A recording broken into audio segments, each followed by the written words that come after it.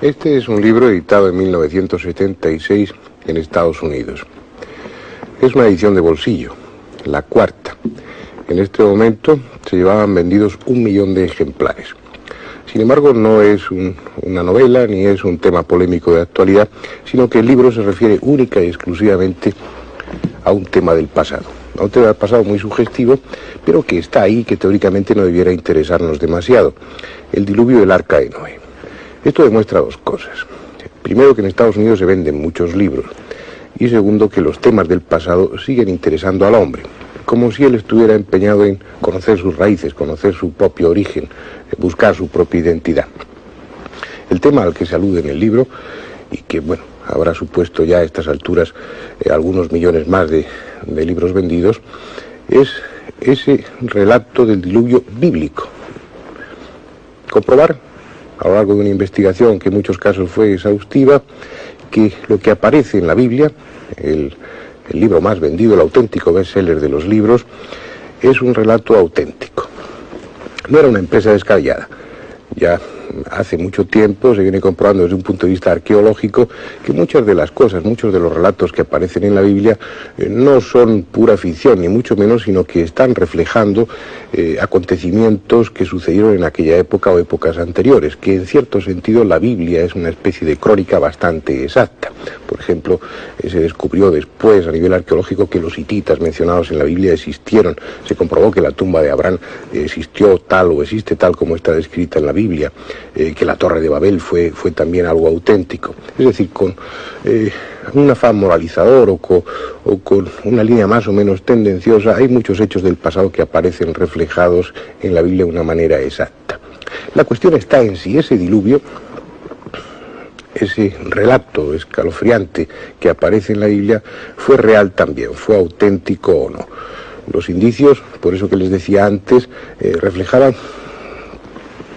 que con toda seguridad, o al menos con mucha probabilidad, algo sucedió hace unos cuantos miles de años que aparece recogido de manera más o menos disfrazada en la Biblia. Pero un acontecimiento de esas características tan dramáticas, tan universales, tan catastróficas, sería demasiado admitir. Y el hombre de hoy es un hombre incrédulo por naturaleza, muy pragmático y que tiende a comprobar antes de asegurar, al menos desde un punto de vista científico. Este libro, escrito por uno de los autores es Elier, que es el productor de muchas de estas películas que estamos viendo de la Six Sun, de esta productora americana. En este caso el libro está escrito en colaboración con Balsiger. Es el resumen de esas investigaciones en torno a los hechos referidos al diluvio que aparecen en la Biblia, en torno a la personalidad de Noé, si fue auténtica o no, y en torno a la existencia de ese mítico arca. Y el resultado, la conclusión de esas investigaciones es que sí, que el diluvio existió, que el diluvio fue prácticamente universal, que hubo un hombre llamado Noé que correspondía a la descripción que de él se hace en la Biblia, que existió un arca hecha no para navegar sino para flotar, y como final que ese arca, que esa extraña nave, está en una de las laderas del monte Ararat. Todo ello lo verán ustedes, lo podremos ver ahora en la primera parte de una película que basada en este libro, recogiendo todo lo que en él se hicieron esta productora norteamericana, la Six Sun. Vamos a ver la primera parte y luego después haremos algunos comentarios. Existe una montaña al este de Turquía conocida como Monte Ararat. Es una hermosa montaña, elevándose 5.500 metros sobre la frontera turca. Se cree también que esta montaña guarda uno de los más grandes misterios de la humanidad, ya que desde que el hombre empezó a escribir, lo ha hecho indicando que el monte Ararat es donde desembarcó el arca de Noé. La película que ahora van a ver ustedes intentará descubrir este misterio que data desde hace 5.000 años. Trataremos de determinar si la historia de Noé es verdadera y si el arca, de hecho, descansa en los declives del monte Ararat. En nuestra búsqueda, examinaremos la veracidad histórica de la Biblia. Experimentaremos la historia de Noé. Investigaremos las posibilidades de una inundación universal. Reviviremos las muchas aventuras de las expediciones que han escalado el monte Ararat buscando el arca. Y tomaremos parte en un gran número de impresionantes nuevos descubrimientos. Esta pudiera ser una de las películas más increíbles que hayan visto, pero los hechos que presentaremos son verídicos.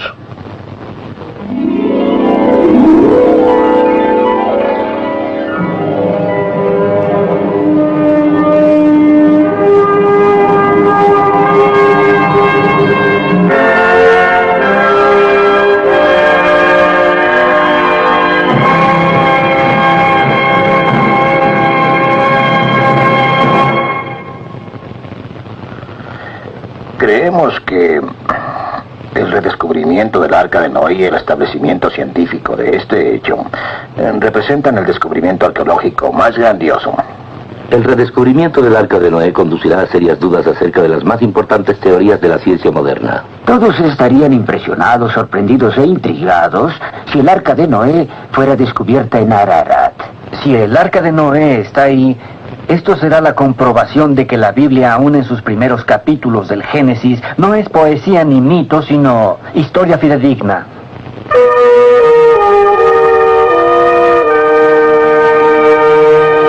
En busca del Arca de Noé.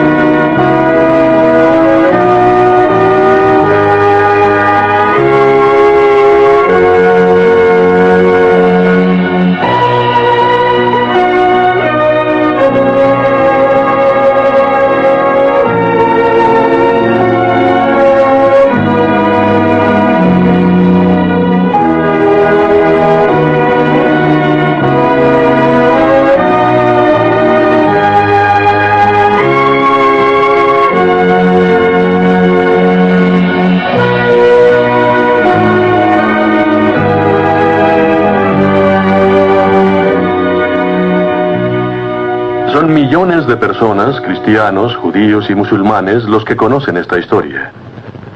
Noé y su arca. Es una historia que se nos enseña desde niños. Disfrutada en todas las edades. Una historia tan importante y tan emotiva que ha sobrevivido durante 5000 años y aparece en cada una de las más destacadas culturas. Durante más de 1900 años, la historia de Noé ha sido generalmente aceptada como un hecho.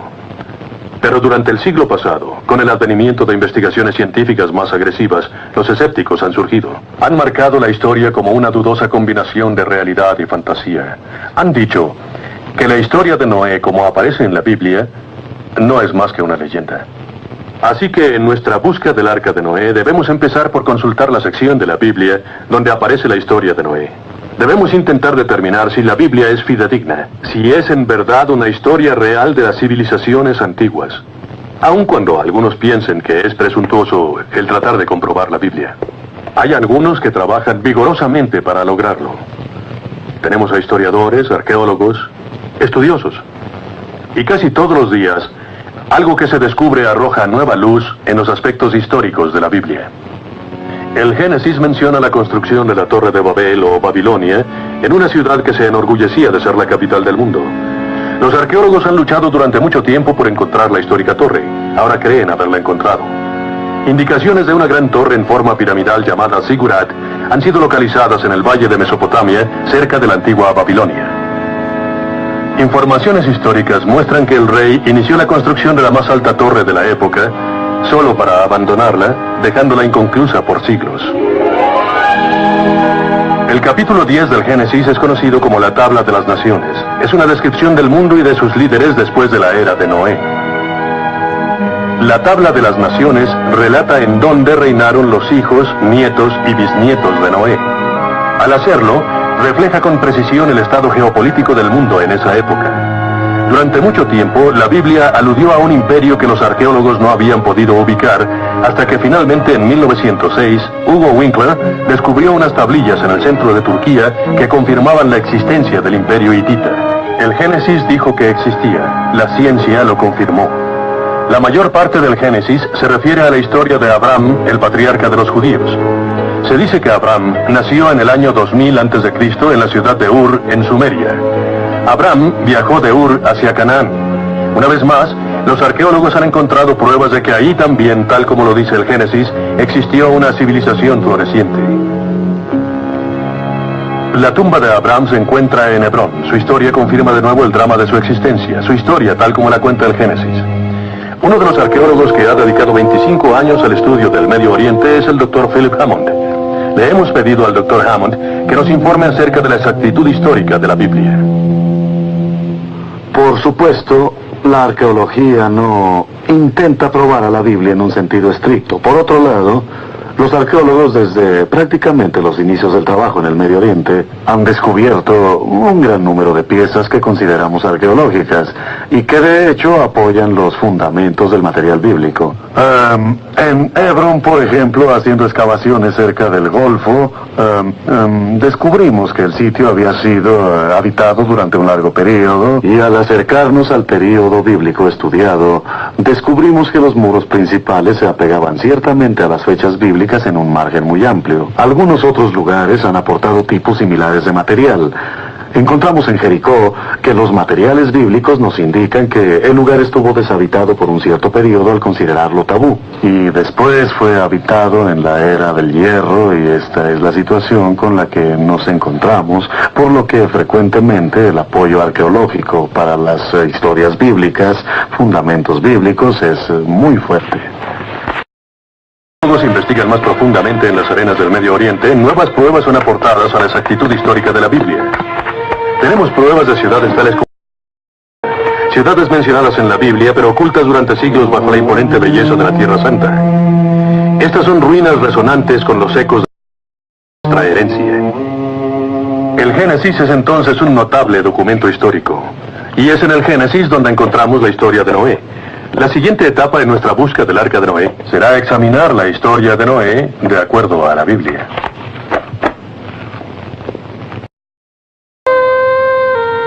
La historia comienza con el descontento de Dios con el mundo que había creado. La Biblia nos dice que Dios observó la corrupción y violencia del mundo y debido a los muchos pecados del hombre decidió destruir la tierra y a todos los que la habitaban. Pero existía un hombre en ese entonces que encontró la gracia a los ojos de Dios. Este era Noé, un hombre justo que obedecía a Dios. Noé, su esposa, sus 3 hijos y sus esposas vivían en la tierra de Sheripak, un lugar del Medio Oriente ahora conocido como Irak. Sabemos muy poco acerca de Noé. Todo lo que sabemos aparece en el libro del Génesis, que él y sus 3 hijos, Sem, Cam y Jafet, eran hombres de fe, y que resistieron toda la maldad y corrupción de sus días. Y mientras los otros se entregaban a la perversidad, Dios habló con Noé. Pidió a Noé que construyese un arca de madera que la acondicionara como un hogar no solo para su familia, sino para un macho y una hembra de todas las criaturas que caminaran y volaran en la tierra. Se le dijo a Noé que habría un gran diluvio, una inundación que ahogaría a todas las criaturas. Solo los que estuvieran en el arca sobrevivirían. Sus instrucciones fueron construir un arca de 300 codos de largo, 50 de ancho y 30 de alto. Se le dijo que pusiera ventanas en el arca, un codo abajo del techo y que construyera la puerta a un lado. El arca debería tener 3 niveles y la madera debería ser cubierta con brea.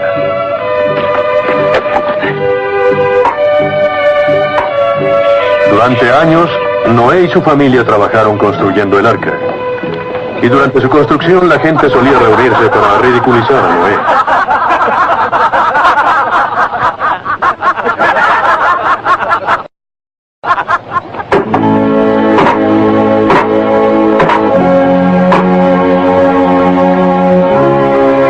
Pero Noé ignoró las burlas de sus vecinos y finalmente el arca quedó terminada.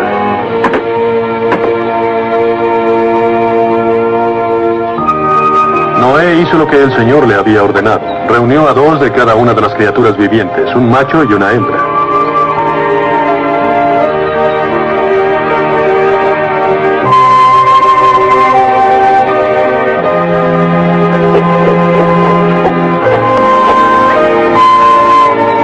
Los animales siguieron a Noé mansamente. La Biblia dice que Dios comunicó a los animales sobre su próxima destrucción. Los animales sabían que Noé era su amigo.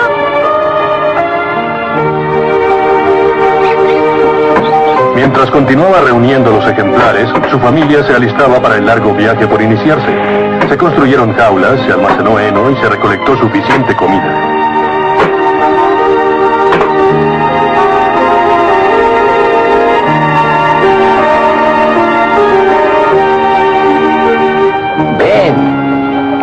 Ven acá.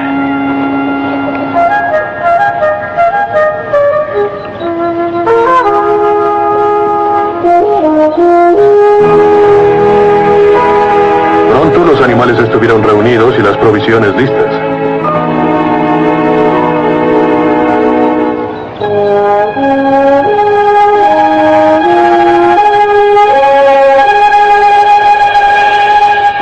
Noé y su familia empezaron la difícil tarea de cargar el arca. Todos ayudaban, o intentaban hacerlo.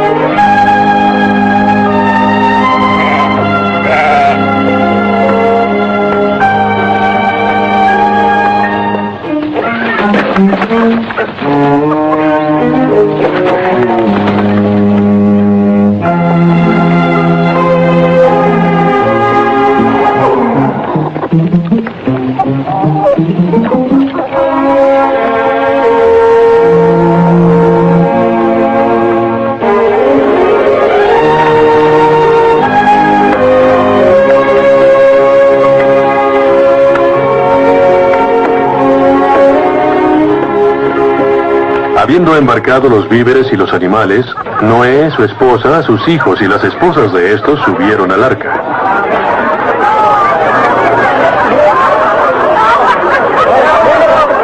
Pero no había señales de lluvia y los vecinos se burlaron de Noé. Se reían del anciano que había construido un gigantesco barco que no tenía timón, ni remos, ni velas.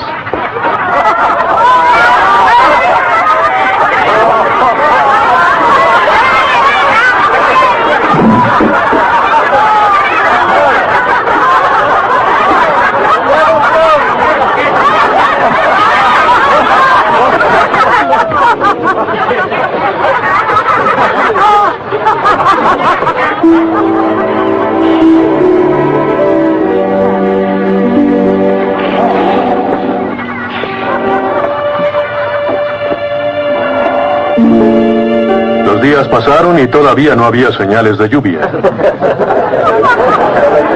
El grupo de espectadores aumentó y empezaron a especular cuánto tiempo más Noé permanecería en el arca antes de renunciar a su idea de una inundación.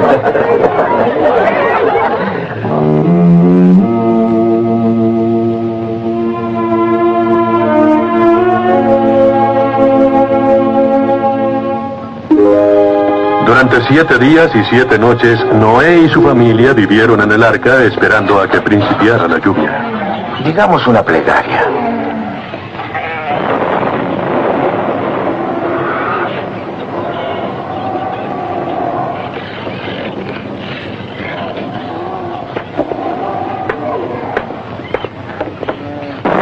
Empezó a llover.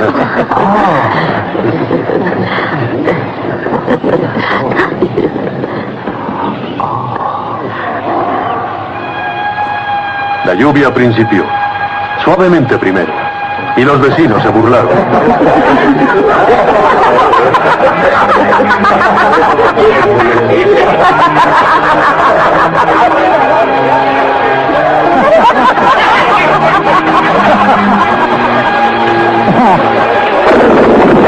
¿Esta es tu inundación?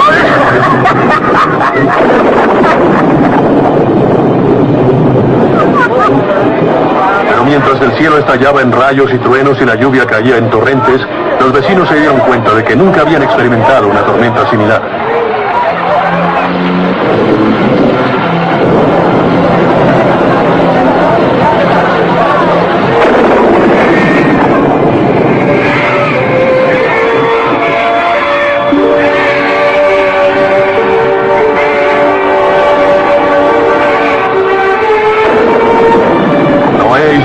Podían escuchar al pueblo golpeando el arca, pero las instrucciones de Dios eran claras. A su pesar, Noé cerró la ventana.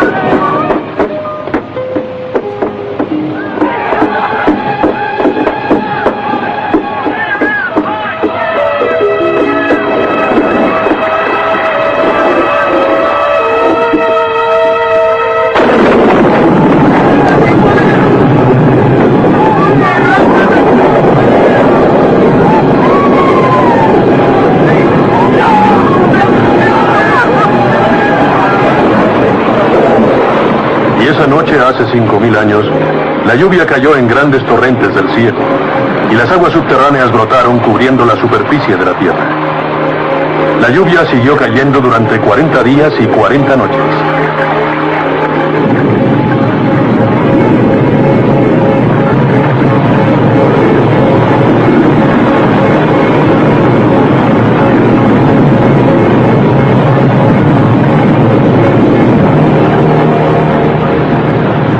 Las aguas subieron hasta que la más alta montaña estuvo cubierta bajo 7 metros de agua.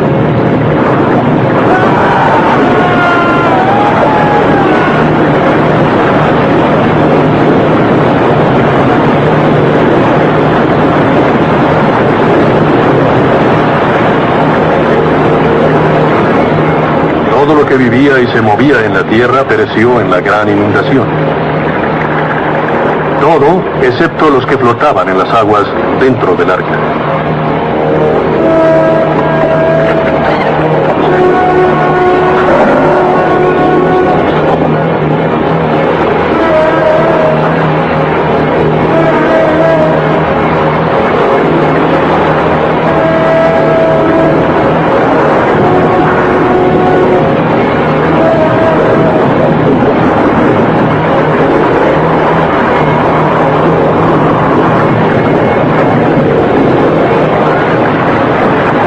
Su carga fueron azotados por la lluvia, los fuertes vientos y arrojados por las aguas del diluvio.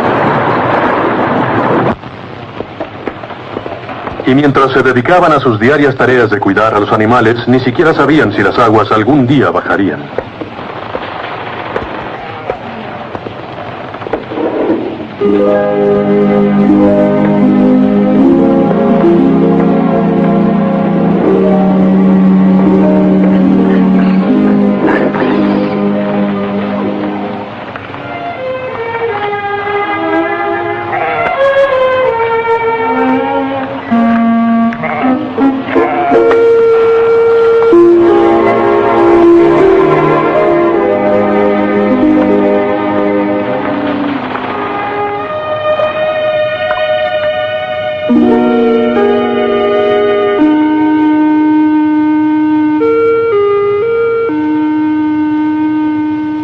Al 40º día, la lluvia finalmente cesó y la vida continuó en el arca. ¿Quieres ayudar?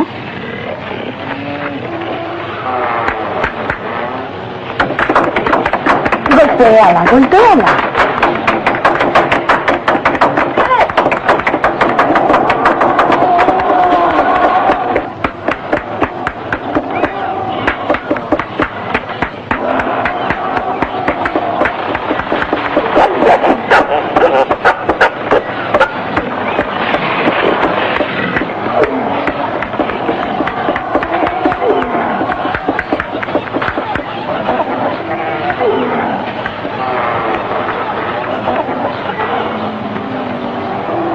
Luz. ¡Madre! ¡Padre! ¿Qué sucede, cariño? Mira. Luz de sol.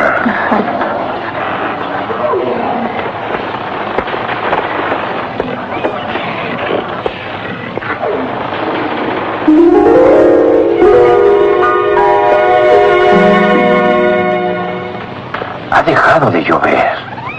Ahora podremos salir del arca. Debemos ser pacientes. El Señor no nos ha indicado cuándo podremos habitar la tierra nuevamente.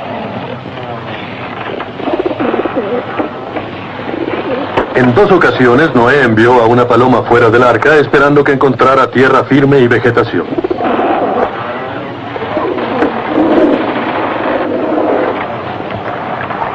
Si hay tierra, la encontrará.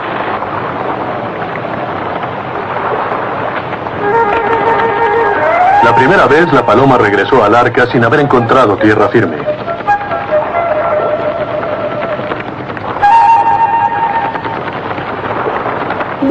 Aquí está. Pero la segunda ocasión, la paloma regresó al arca llevando una rama de olivo en su pico.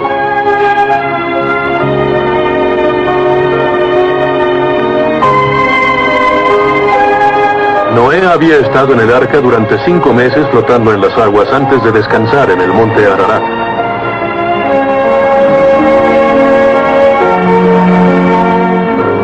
Durante el 8º mes, otras cimas de montañas se hicieron visibles. Buenos días, hijos. Buenos días, padre.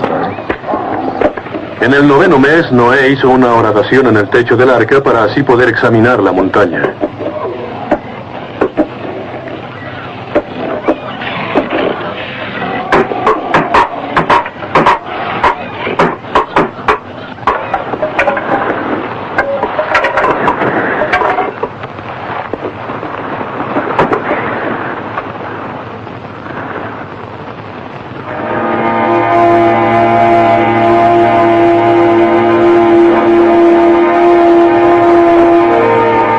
Pasaron cerca de 3 meses antes de que Noé decidiera que era seguro abandonar el arca. Habían permanecido en ella durante 375 días.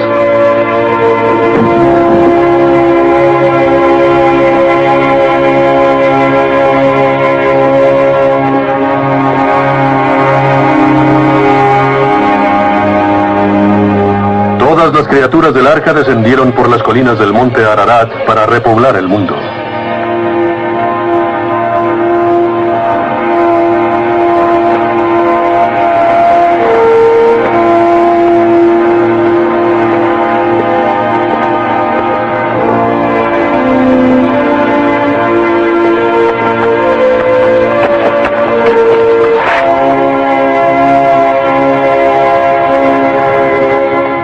Noé construyó un altar al Señor y debido a su lealtad, el Señor prometió que nunca habría otro castigo así.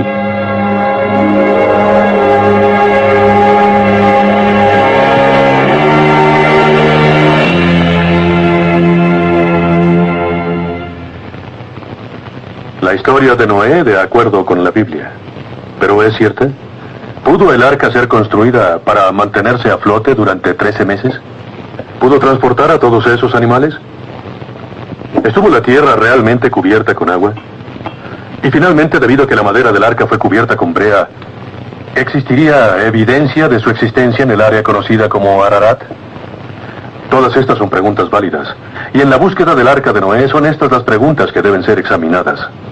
Podemos principiar aquí, en este laboratorio de geología, mientras examinamos la evidencia de la posibilidad histórica del diluvio universal.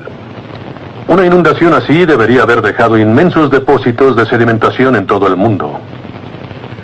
Se ha estimado que más del 75% de la superficie del globo es de naturaleza sedimentaria. Los Estados Unidos tienen inmensos depósitos sedimentarios en California, la altiplanicie de Colorado y las llanuras del Medio Oeste. Sin embargo, la India tiene los más profundos depósitos de sedimento hasta ahora conocidos, 20.000 metros de profundidad. Los geólogos han encontrado depósitos de sedimento alrededor del mundo, en donde los restos fosilizados de animales y plantas, en ocasiones de diferentes regiones, depositados en una gran tumba. La transportación poco usual y la rápida sepultura son indicaciones normales de una inundación. Un ahora una atracción turística en Lincoln, Wyoming, es otro de los ejemplos de un depósito conteniendo una gran variedad de extraños restos: lagartos, hojas de peces de mar profundo, tortugas, mamíferos y muchos tipos de insectos. Probablemente uno de los más grandes descubrimientos que indican una inundación universal son los depósitos de lignito en Alemania, en donde los científicos han determinado que una mezcla de plantas, animales y aún insectos de todas las áreas climatológicas del mundo están enterrados en una fosa común. En 1929, el destacado arqueólogo inglés Sir Leonard Woolley confirmó que dicha inundación ocurrió en el valle del Tigris-Éufrates, conocido por los científicos como la cuna de la civilización. Durante una excavación en la ciudad de Abram, Ur, Woolley descubrió que debajo de las capas de civilizaciones sucesivas había como 4 metros de lodo. Lodo sin ninguna huella de la presencia del hombre. Y después, bajo esta capa de lodo, Woolley descubrió huellas de otra civilización, ruinas de viviendas humanas, la presencia de la vida. Este descubrimiento prueba que durante un tiempo en esta zona la vida estuvo ausente y las inundaciones presentes. Una mayor prueba de este diluvio se confirma con estos y otros objetos fosilizados, todos localizados en la cima de la más alta montaña del mundo, el monte Everest. Asimismo, los geólogos que han escalado el monte Ararat han descubierto cristales de sal. Los análisis de estos cristales de sal nos muestran que provienen de agua de mar, prueba de que la montaña fue alguna vez cubierta con agua de mar. Sí, a través del mundo la evidencia de una inundación es abrumadora. Parece no existir duda de que en alguna ocasión la Tierra fue azotada por un gran diluvio. Pero ¿O qué pudo haber causado tal catastrófica inundación mundial? ¿Qué sucedió en la Tierra hace 5.000 años que pudiera haber ocasionado que aún las más altas cimas se cubrieran con agua? Para encontrar la respuesta, he venido a este observatorio para charlar con Roger Rusk, profesor emérito de física de la Universidad de Tennessee.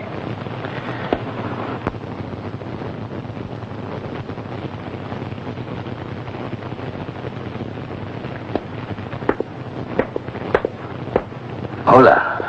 Hemos estado investigando la posibilidad de un diluvio universal. Y como parte de nuestra investigación surge la pregunta acerca del posible movimiento del eje de la Tierra. ¿Está dentro de las posibilidades científicas? Sí, George Dodwell de Australia aportó la teoría de que existía un ángulo de 90 grados en su camino alrededor del Sol. Y que tuvo una dislocación de algún tipo que la llevó a cerca de 26 grados y que ha vuelto a su posición estable de 23 grados y medio. ¿Pero no sería un movimiento de ese tipo algo terriblemente violento? ¿Qué lo pudo originar?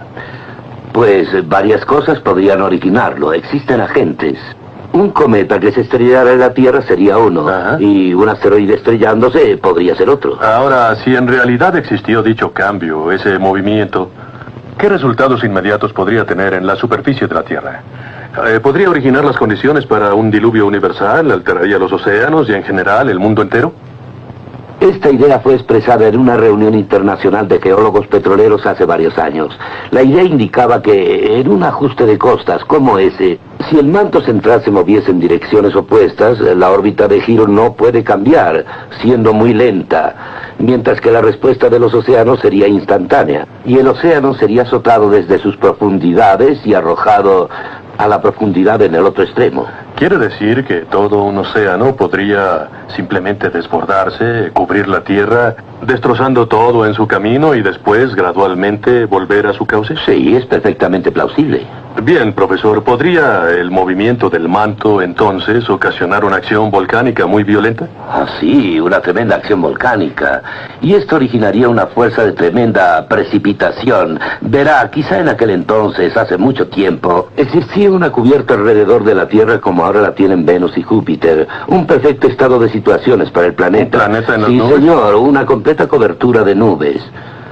Formada de vapor y gotas de agua con cristales de hielo en la cima, como las nubes Cirrus de ahora que son cristales de hielo. Y si tuviéramos una actividad volcánica, se originaría mucho de este polvo. Entonces tendríamos una condensación de humedad alrededor de estas partículas de polvo que serían nuclearizadas y esta cubierta se precipitaría rápidamente.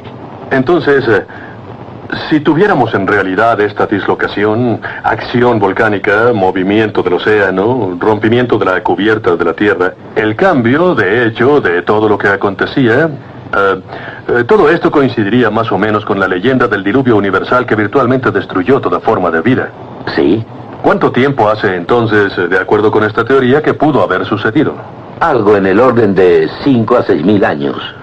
¿Coincide aproximadamente con la historia del Génesis? Coincide muy bien, perfectamente. Coincide muy bien con nuestra idea del período entre la salida de Abraham y la época de Noé. Bien podría ser. Esta es una evidencia impresionante. Tanto geológica como arqueológicamente, todas las indicaciones nos llevan hacia un diluvio universal. Pero los hombres de la antigüedad dejaron otro tipo de huellas. Registros como el de la Biblia y las tablas cuneiformes de los egipcios que nos dicen muchísimo acerca de los importantes eventos del pasado. Ya que hemos determinado que la Biblia es arqueológicamente exacta, veamos si los documentos históricos de otras civilizaciones antiguas también apoyan la teoría de una gran inundación. Existen más de 200 narraciones de otras culturas respecto a dicho evento, y en cada caso la inundación fue provocada por un ser supremo, un hombre a quien se le pidió construir un arca para salvarse a sí mismo, a su familia y a un par de cada ser viviente. El arca flotó y finalmente descansó en lo alto de una montaña. Los antiguos griegos pensaban que provenían de la segunda generación de hombres, ya que la primera había perecido en el gran diluvio. Un hombre, Deucalión, tan puro en espíritu como Noé, fue seleccionado para construir un arca a fin de salvar a su esposa e hijos y llevar en ella un macho y una hembra de cada especie.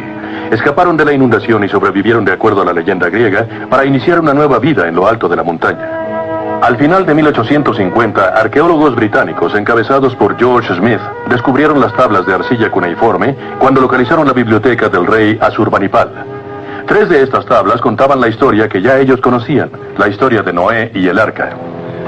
En América existen cerca de 40 diferentes narraciones indias sobre el diluvio. Los indios navajos pensaban que el Gran Cañón era resultado del diluvio universal. Otras tribus indias creían que la inundación fue ocasionada por la ira de los monstruos que habitaban en el fondo del mar. La historia continúa explicando que un indio fue salvado de la inundación en una canoa que el héroe había construido y que el hombre había llevado animales a bordo con él. La canoa atracó en lo alto de la montaña después de que las aguas bajaron.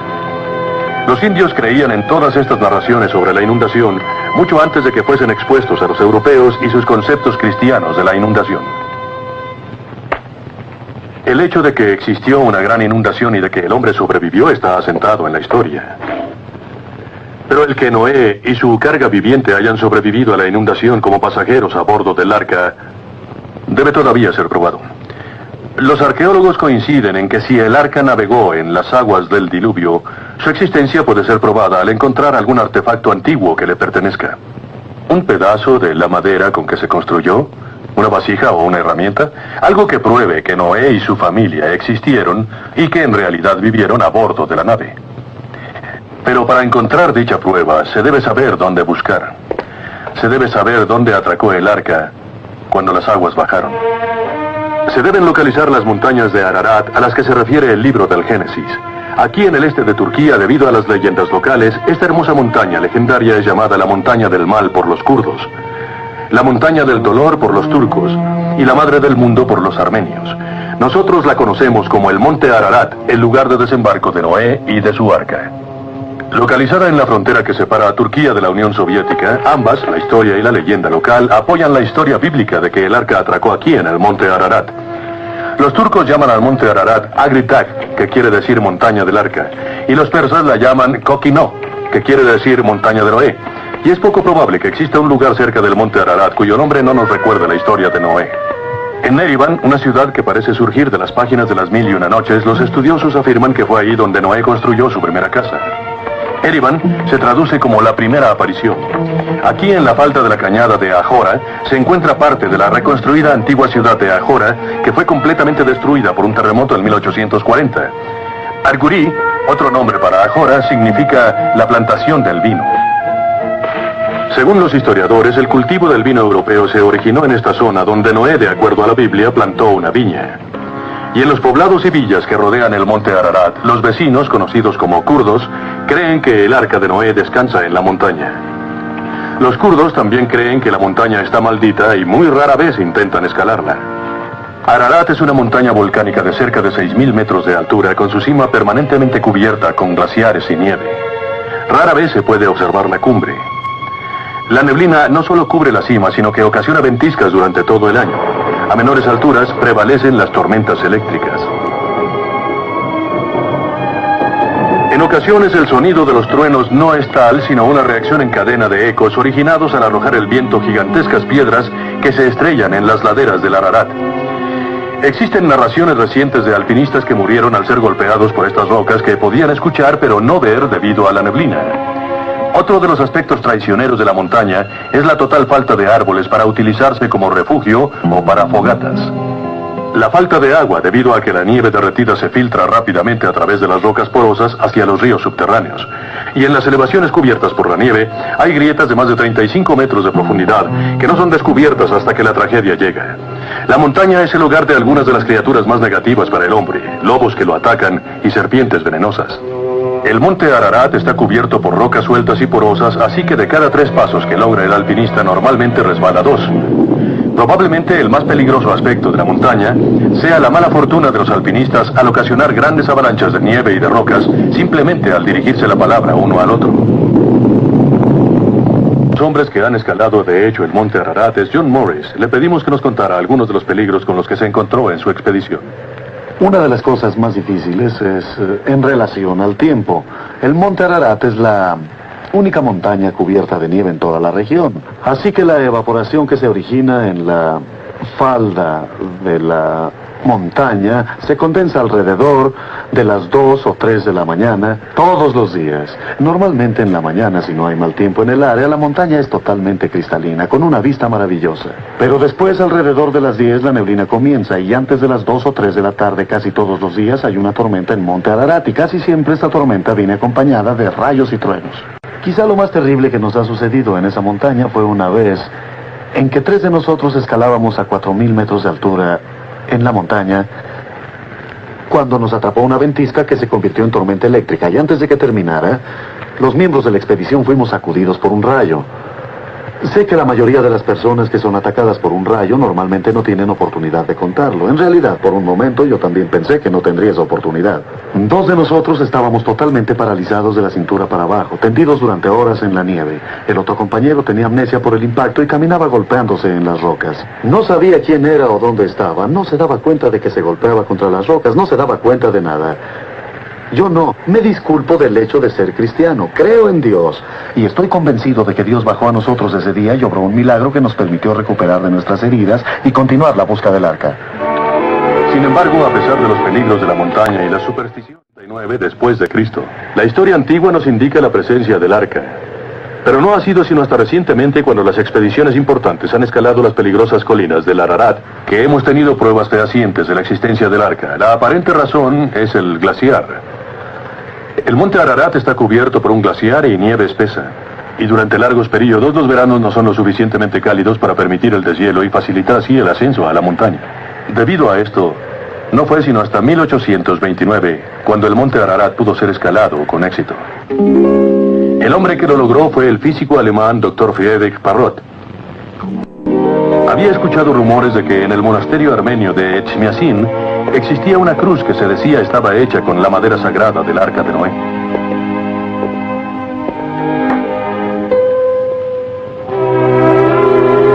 Parrot describió la cruz como de un color café rojizo, midiendo 30 por 20 centímetros y alrededor de 3 centímetros de grueso. Después de observar la cruz, viajó al Ararat a una altura de 2500 metros. Allí visitó el monasterio de San Jacobo. Se decía que en ese lugar se encontraban los antiguos manuscritos y reliquias de Noé.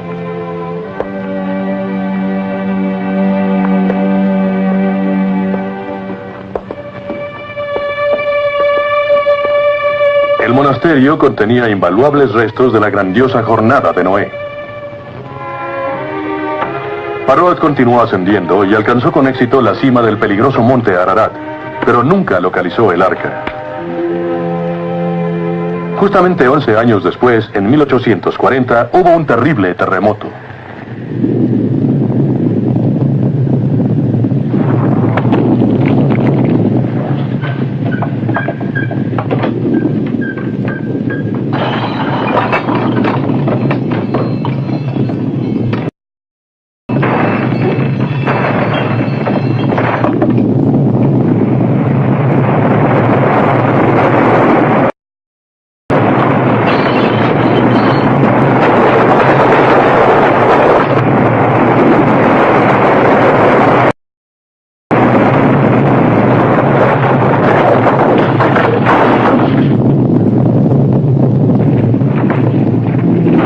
El monasterio, así como los 2000 habitantes de Ajora, fueron cubiertos con ruinas durante la destrucción de junio de 1840.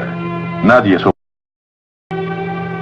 Inmediatamente después del terremoto, que ocasionó muerte y destrucción en todas las villas en los alrededores de Ararat, las autoridades turcas enviaron equipos de trabajadores hacia la montaña para construir barreras protectoras contra las avalanchas. Uno de estos equipos informó del descubrimiento de la parte delantera de un antiguo barco sobresaliendo del glaciar. La expedición dijo haber visto el arca a 5000 metros de altura. Aseguraron haber visto varios pesebres y jaulas en el interior de la gran embarcación. El informe turco agregó interés adicional entre los científicos extranjeros de ese entonces.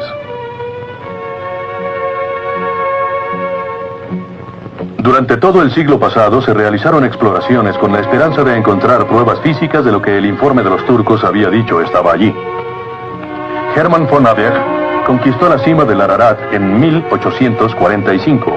El coronel Kotsko de la Armada rusa alcanzó la cima en 1850. Un inglés, el mayor Robert Stewart, lo logró en 1845. Todos ellos enfrentándose a las temperaturas congelantes y sufriendo los efectos del trabajo a tales alturas, luchando con las ventiscas y avalanchas en una atmósfera enrarecida. Todos se encontraron con las supersticiones de la gente de la montaña, los kurdos, y en algunas ocasiones, renegados kurdos se unían a las expediciones, robando los campamentos y aún asesinando a algún explorador.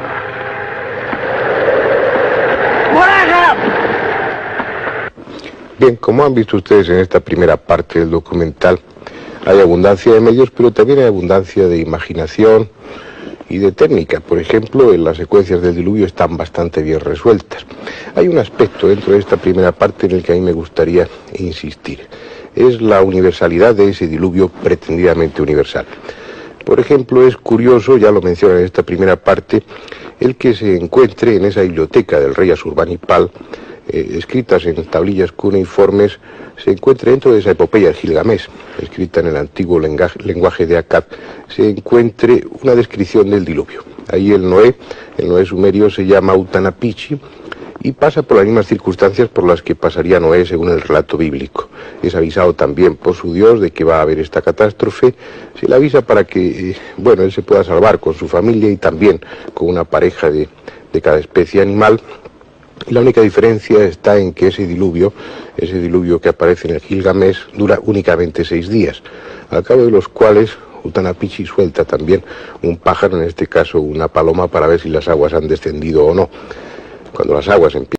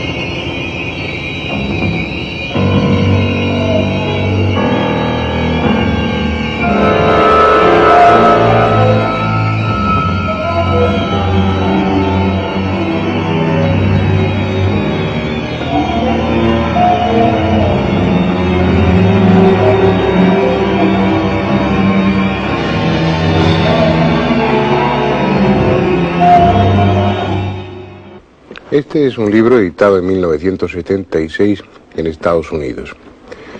Es una edición de bolsillo, la cuarta. En este momento se llevaban vendidos 1 millón de ejemplares. Sin embargo, no es una novela ni es un tema polémico de actualidad, sino que el libro se refiere única y exclusivamente a un tema del pasado. A un tema del pasado muy sugestivo, pero que está ahí, que teóricamente no debiera interesarnos demasiado. El diluvio del Arca de Noé. Esto demuestra 2 cosas. Primero, que en Estados Unidos se venden muchos libros. Y segundo, que los temas del pasado siguen interesando al hombre. Como si él estuviera empeñado en conocer sus raíces, conocer su propio origen, buscar su propia identidad. El tema al que se alude en el libro, y que, habrá supuesto ya a estas alturas algunos millones más de libros vendidos, es ese relato del diluvio bíblico. Comprobar, a lo largo de una investigación que en muchos casos fue exhaustiva, que lo que aparece en la Biblia, el libro más vendido, el auténtico bestseller de los libros, es un relato auténtico. No era una empresa descabellada. Ya hace mucho tiempo se viene comprobando desde un punto de vista arqueológico que muchas de las cosas, muchos de los relatos que aparecen en la Biblia no son pura ficción, ni mucho menos, sino que están reflejando acontecimientos que sucedieron en aquella época o épocas anteriores, que en cierto sentido la Biblia es una especie de crónica bastante exacta. Por ejemplo, se descubrió después a nivel arqueológico que los hititas mencionados en la Biblia existieron. Se comprobó que la tumba de Abraham existió tal o existe tal como está descrita en la Biblia, que la Torre de Babel fue también algo auténtico. Es decir, los hechos que presentaremos son verídicos.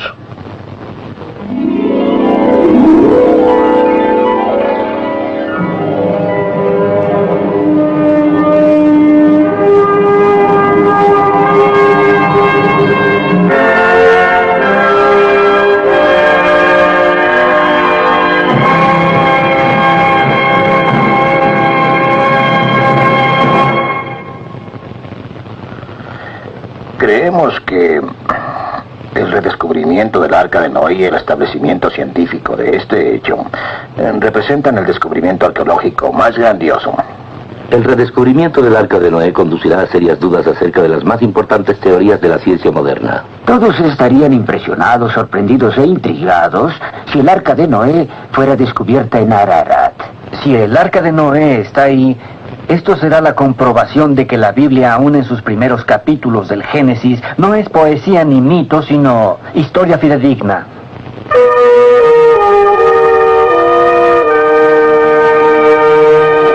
En busca del Arca de Noé.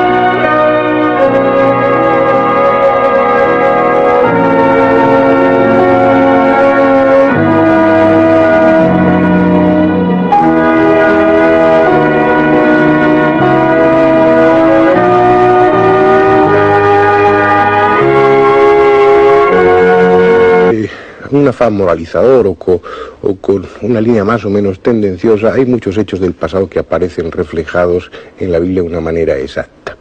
La cuestión está en si ese diluvio, ese relato escalofriante que aparece en la Biblia, fue real también, fue auténtico o no.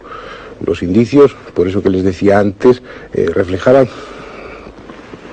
que con toda seguridad, o al menos con mucha probabilidad, algo sucedió hace unos cuantos miles de años que aparece recogido de manera más o menos disfrazada en la Biblia.